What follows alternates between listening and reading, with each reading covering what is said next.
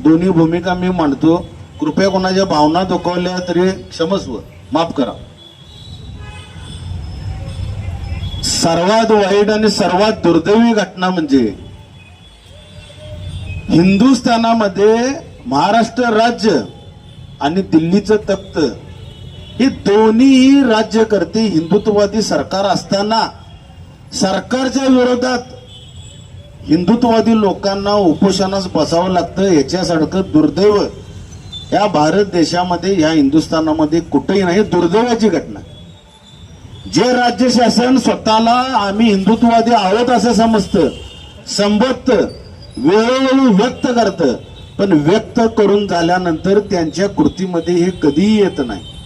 एक दोन उदाहरण माझ्या लेटरहेडमध्ये मी दिलेले आहेत.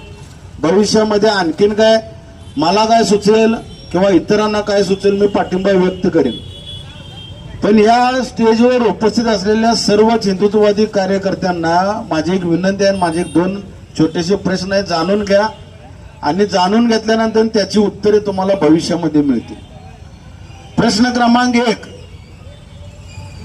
सन्मान्य मुख्यमंत्री महोदय ज्यावेळी मुख्यमंत्र्याच्या खुर्चीवर विराजमान होणार होते आणि होण्याच्या अगोदरही त्यांनी एक मोठी भीष्म प्रतिज्ञा केली होती की जर राज्य शासन जर हिंदुत्ववादी झालं आणि मी जर मुख्यमंत्री पदाच्या खुर्चीवर विराजमान झालो तर या महाराष्ट्र राज्यातील अनाधिकृत मशिदीवरील भोंगे हे 100% 1 वर्षाच्या आत मी काढून दाखवतो. ही बंधूंना ही त्यांची भीष्म प्रतिज्ञा होती. मला वाटतं अंदाजे 1 वर्ष पूर्ण झाला असेल, कालावधी पूर्ण झाला.